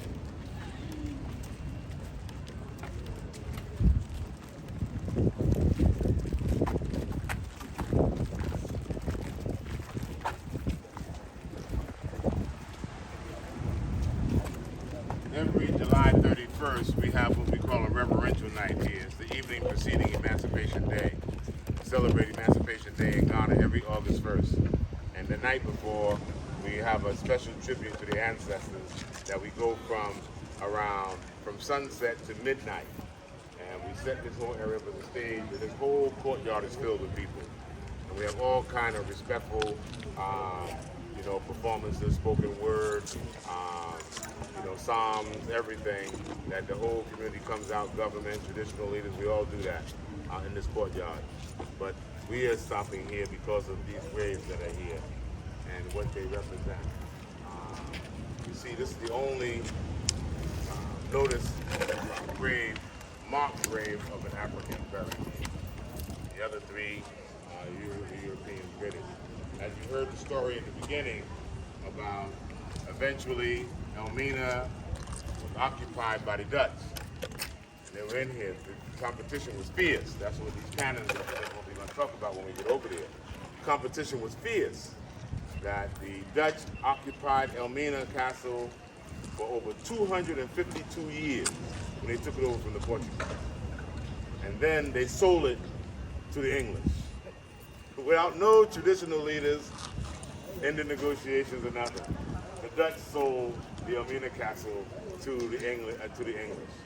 So it was under Dutch rule, not just the fort, what they call castle, but the township, the whole province. Now next door over here, the English rule. But the history was simultaneous because you realize that New York used to be New Amsterdam. And the Dutch sold New York to the English. That's how it got to be changed to New York. So what was happening in Africa is also happening in the Americas because this was their global chance. They were fighting over wealth. And now all of us hear the disturbing news about our young Africans marching across the Sahara, getting up to North Africa and risking their lives on the Mediterranean to get a change of life. Now America's biggest political issue is border control. But we had that issue half a millennium ago because Europeans were scrambling from all over Europe trying to get into Africa for wealth, to change their lives, to change the condition of their lives. They risked their lives on the high seas because they felt if they could make it to Africa, that was their wealth, that would change their life. And that's what changed the whole dynamics of the riches of Africa, and the poverty of Europe has turned around to be the poverty of Africa and the riches of Europe. It's just that they have a way of telling the story that they hide those facts as if Europe was always invested with that wealth. How did they get that wealth? It's only when the Queen just died that they talk about where the diamond on top of the crown come from, where the diamond in front of the crown come from, where the diamond in back and the ruby come from, and where does the sapphire come from? The whole palace. All of it. But all that story comes from here. Europe emptied out Europe and occupied Africa and the Americas for stolen wealth. And then they retranslated the information into their own books to tell a story to hide their desperateness. So in that respect, as I said, we stopped here because of these grave sites. And a portion or narrative of that story will be told before we move on. Thank you very much once again. Our own brother, His Excellency President Barack Obama, was here 13 years ago. You see how time flies. And when he was told that above the downhill was a church, he was so shocked to the marrow. Now, the name given to the church, Society for the Propagating of the Gospel, one Reverend Minister Thomas Thompson by name, one day conferred with a merchant that he, as the sole pastor in the church, would always find it very difficult giving out the sermon. So there was a need to train some locals. So in case he wasn't around, those locally trained will also be in his shoe. So one of the three children, Philip Kweku, Thomas, and William, three of them were given such opportunity to study abroad. 4 years in England, the latter two, Thomas, William, passed on, maybe due to change of environment. Philip, on the other hand, survived, attended a school at Oxford where he studied theology and education, of course, to the westernized education. And then to receive his first confirmation and ordination on the 17th of May, 1765, he came back to continue with the evangelism drive. Later, he realized that he could no longer continue preaching out the word of God to the merchant whilst his brothers were suffering down there. And once he criticized them, he became another enemy to the merchants. As a result, they stopped paying him his salary. Philip Kweku died here 1816, age 75, with a salary arrears of £369 yet to be paid. 206 years ago, £369. Now do the calculation yourself and you know the real terms of the amount that today, if we are to convert it, it will be. It will help a whole lot of community. 1816, he died at 75 and was buried here. Every 17th of October, the Anglican schools and churches in and around the community do come here to commemorate his death. From our background, not at all. Well, their deaths interest us, but because they are here, we need to say something about them. C.B. Whitehead, British soldier, died at the time English-Dutch were fighting on our land, as my brother said. When English-Dutch were fighting in New Amsterdam, they were fighting here. 1664 during the Anglo-Dutch War. He died 1812 and was buried there. And the last two, a couple, George MacLean, the one who sought ensure that the tunnel was sealed after the 1834 when the slave trade was officially declared abolished in British West Africa, and then became president of the London Merchant, established the first court of justice up there. The wife was Letitia Elizabeth London. She also came to say, hello, my dear husband, I will miss you, only to see that the husband, MacLean, was in bed with one Elmina, called African, for that matter, with the, according to literature. So Letitia, unable to reach the husband at will, felt jealous and therefore decided to end her life. So many believe that she poisoned herself out of jealousy, but others were saying that maybe yellow fever malaria would be the reason why the lady died, as they named the west coast of Africa as the white man's graveyard, meaning when they come, they don't live longer. But they kept coming. Some of the governors here spent 6 months, died, 3 months, died. Only few could travel a year or two. You know why? They were getting the resources from our soil. Therefore, impoverish us, and they become wealthier. Some say we need to develop, build a monument to the mosquito, because the mosquito became our greatest ally because the white man couldn't stand malaria. And that's why they call the white man's graveyard. So we need to have a monument to the mosquito, who was one of our warrior allies. And because of the sun, we won't spend much time on walking on the tunnel. Yeah. We see part of it that it will take us to the female dungeon, having seen the end of the tunnel. Just walk through. Just walk on the tunnel. And this represents the competition, the fierce competition between European nations to take control of the territories. That's why you see these cannons. The water ships of the European competition and those who are fighting each other to try to get possession of the territory. You find in Ghana alone, we had the Dutch next door in Elmina, as he said. We had the English over here. You had some places in the Volta region. You had Germans. Further to the west, you had the French, all fighting for peace and a stake of territory to enrich themselves and to end their poverty at our expense.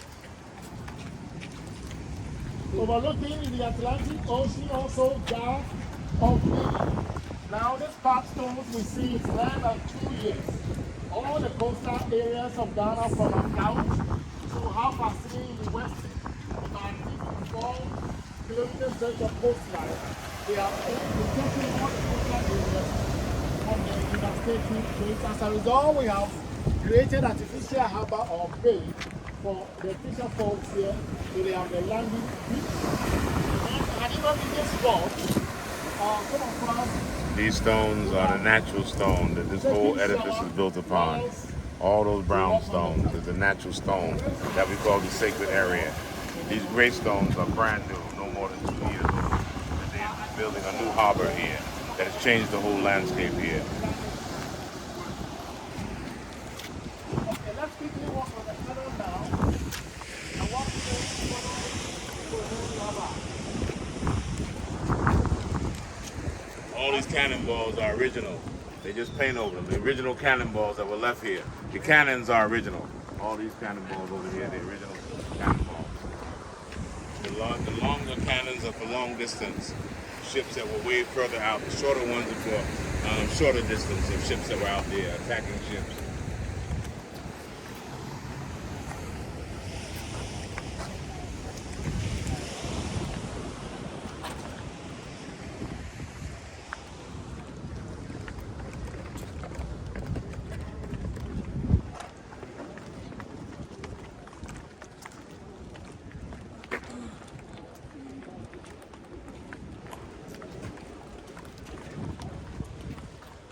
Part of the tunnel that we talked about.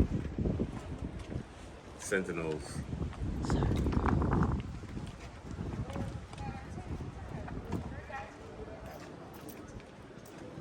These are part of the tunnels that we mentioned in the male dungeon.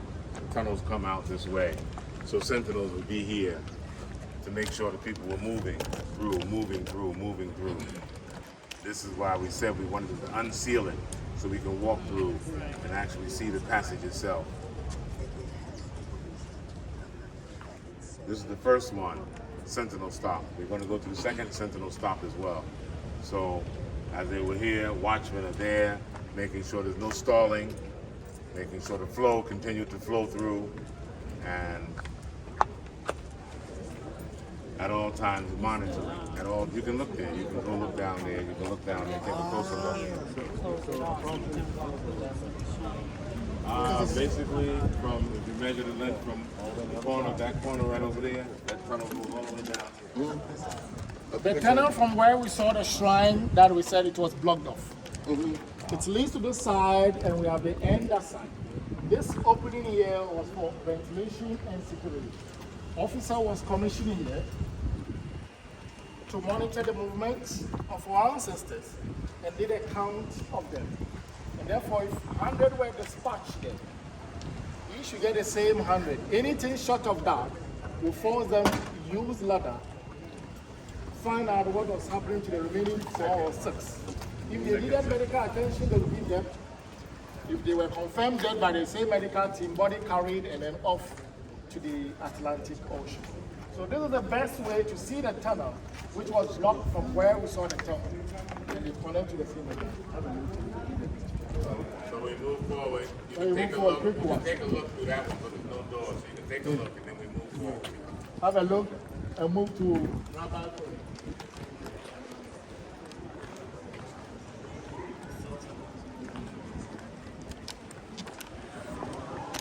All the accountability had to do with one thing, counting their money. Had nothing to do with our safety for safety's sake. It was all about accountability for counting their money and their wealth and their cargo. Making sure, as he said, no numbers were missing. So, second chamber, if you look through that one, similar view, other than the slant and the angle will let you know that we're getting closer to ground level, as we will see when we go to the exit point as we move forward.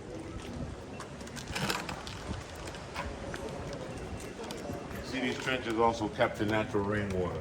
So these are storage points for natural rainwater.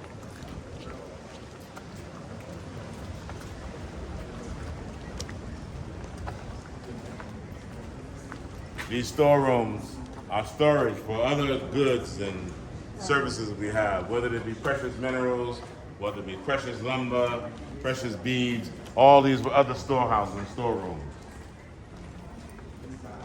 One deep step down to see the end of the tunnel. One deep step down. This is the exit point where the males exited through the tunnel. So this is the tunnel exit point. That's right. Yeah, they sealed this side too. So when they seal that side, they seal this side. Come out. This was the initial door for it.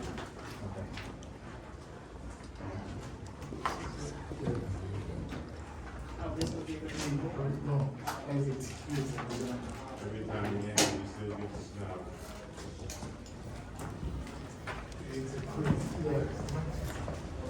Dear brothers and sisters, having witnessed how deep, wide, dangerous the tunnel looked like, this is the end of the tunnel, about 70 meters long from where we saw the temple. And this is not a female dungeon. Soon we get there. Our mothers would have walked from the dungeon to join our fathers here, and this became the initial door of no return, or the initial exit. So they were moving like this, like that, depending on how they were chilling, out to the dugout canoe, bigger ship docked a kilometer away from the castle or the dungeon, and then to the various destinations in America and the Caribbean. Later, they sealed the side and closed it up because of the behavior of the sea water. According to them, anytime the sea was in high tide, the waves came in left, right, and sometimes capsized canoes. Already in shackles, how do you swim? So by the time the rescue team came to your aid, drowned. They realized they were losing so much of their cargo, and therefore they sealed the side, created a new exit to better safe area, which is very close to the female dungeon. So we closed the side because of the sea water. I know, it's like.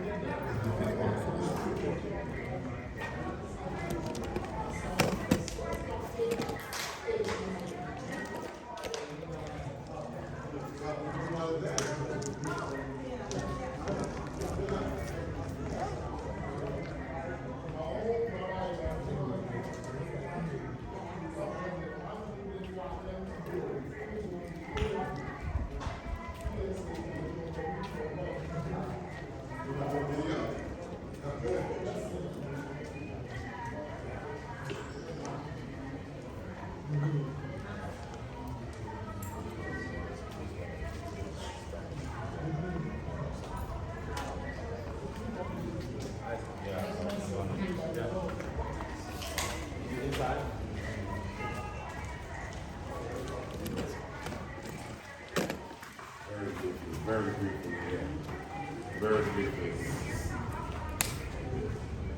This one, we go approaching the female dungeon. But very briefly, this is where they separated some of our sisters who were resisting the rape and being taken advantage of. They would separate them in here, try to break their spirit so to make them succumb to the advances of the soldiers that were here. Of course, the officers have first choice, and then whatever other soldiers are here also follow after. And so in that respect, none of our sisters were quote unquote, gullible and willing to go easy, but some resisted even more, and they found themselves in the landing up in here. So you see here the close proximity between the female dungeon, which we'll move to right away, right now. As we approach, you'll see that there's a little more ventilation here, a little more comfort. There's the bars here. You can still see the holes where the bars were on both sides. I think this is Our what I put female my dungeons on both sides. Yeah. One shadow step back. I remember this one. Right. I was doing it. One shadow step down. One shadow step down.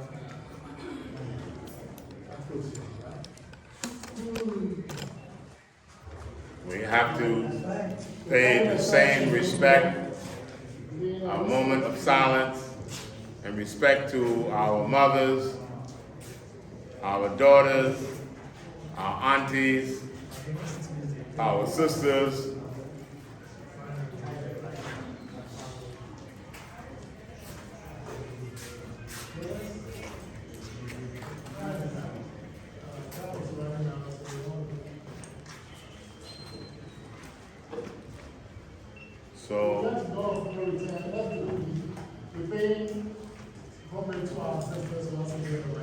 So this experience is going to be a moment of silence.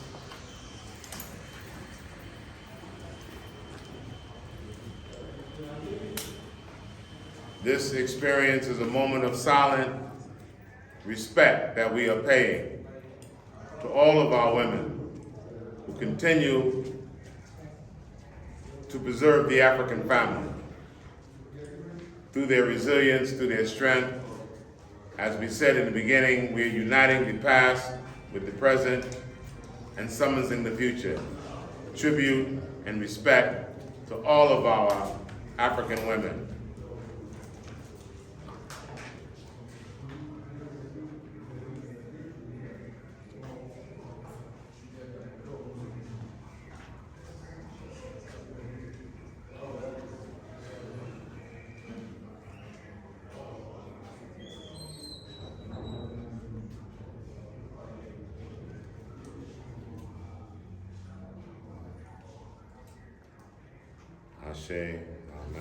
Amen.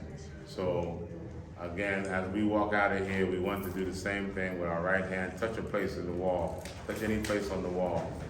And just remember, any of our women, our grandmothers, our mothers, our sisters, our daughters, any one of them, a tribute to our African women. Right hand, right hand.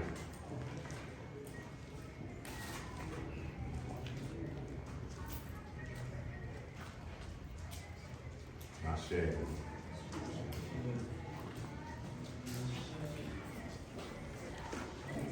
We're going to go out and face the door of no return. To your right.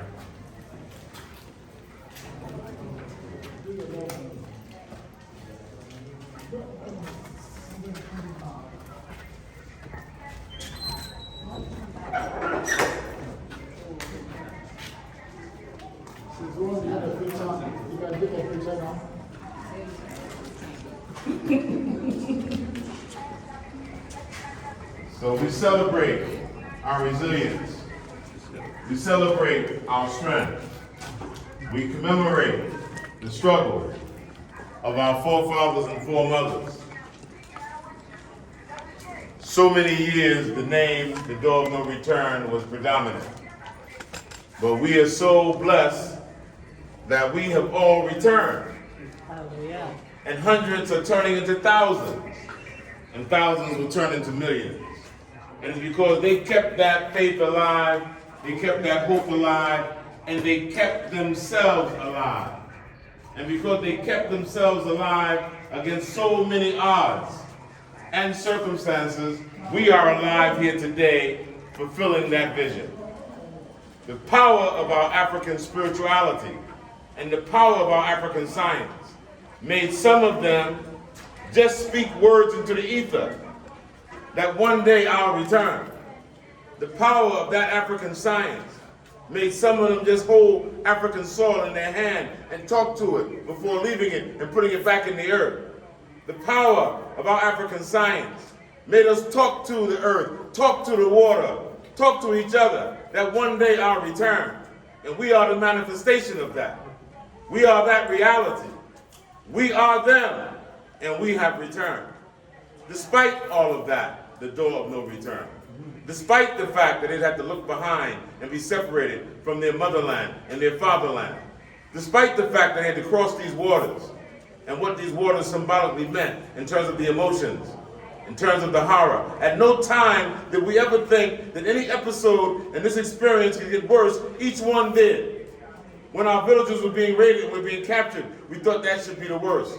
When we marched down here on those treks from the interior, we thought facing wild beasts, facing insects, facing all kinds of hardship, having been stripped of our clothes, our shoes, whatever. We thought that could be the worst. Landing in these dungeons, we thought that would be the worst. Only to be carried into the bottom of the holds of those ships, we thought that would be the worst. Only to land on plantations without our humanity. And in some cases, without even our sanity. Having to have reference to new worlds, and even here, we were leaving these doors when there was no names to that new world. There was no United States of America. There was no Brazil. There was no Jamaica. And yet we were fashioned, yet we were commissioned, yet we were captured, and we were employed to make those new worlds. All the names that we hear of those new worlds, we made those new worlds when it was just called a new world. And that's why we should never lose the confidence that if we have the vision, and we have the commitment and the determination, we can make the new world of Africa we want it to be. So we walk through these doors with a great sense of pride that we have returned, with a great sense of respect, and with a great sense of dignity.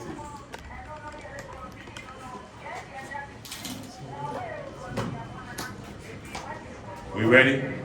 Yeah. We ready? Yeah. Are we ready? Yes.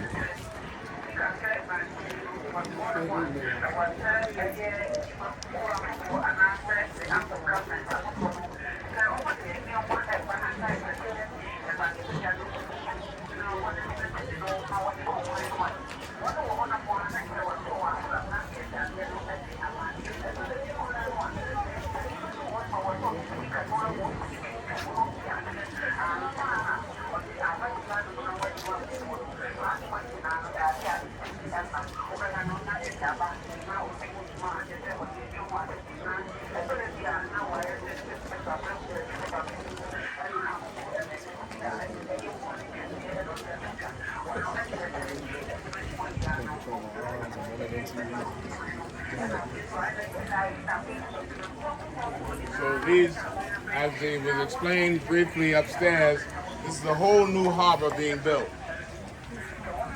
3 years ago, 2 years ago, you could walk down these steps straight into the ocean. And the boats and the ships came straight up to these steps. These steps were constructed in 1998 when we brought the remains from Jamaica and New York to be reinterred at Asim Manso. And they brought those remains in for the first observance of Emancipation Day in 1998, when the former president, Jerry John Rawlins, made a trip to Trinidad, Tobago, and Jamaica and experienced celebrating Emancipation Day there, and was so inspired that he wanted to see that observance celebrated here in Ghana on the African continent. And it just so happened to coincide with the discovery of the African burial ground in New York. And one of the remains that was found there was Samuel Carson, who was the great uncle of Sonny Carson, who was a very strong activist in Brooklyn, New York. And when they asked him, what are you going to do with the remains of your ancestors? He said, I'm bringing them back to Africa. And it just so happened that through the mechanisms of some of us on the ground here, we were able to work that out.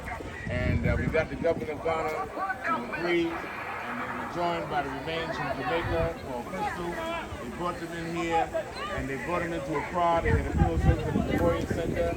And then late that night, after midnight, they brought the remains by motorcade down to a village close to here, Abanzi, and they received them there. And they were going to put them back on these large canoes to bring them back by the sea, so they would be like they were returning the way our ancestors left. And there was another spiritual phenomenon that happened, because when they went to try to pick the bodies up and put them on the boats, they couldn't pick the coffins up. And nobody knew what was going on until they called a priestess from the village. And she said that the remains, the spirit of the remains, did not want them to go back on those waters. They literally could not lift those bodies up, the coffins. And so they poured libations and paid respect, and then they put the remains on these big canoes here, and we brought them in all these canoes from Elmina, Capecoast, Anamabu. They all lined up in a corridor. And those remains came down the middle of them, and they constructed these steps so they can bring the remains up the steps without tripping, without falling. It was just a rough decline here. And they constructed these steps here for that. And then, of course, they ended up renaming this door the Door of Return, to turn that spirit around from the door of no return to the door of return. So that brings us to another special portion here that will be led by our very own Sister Gina Page and Diallo. So Gina, I go, Amen. I go, Amen. I go, Amen.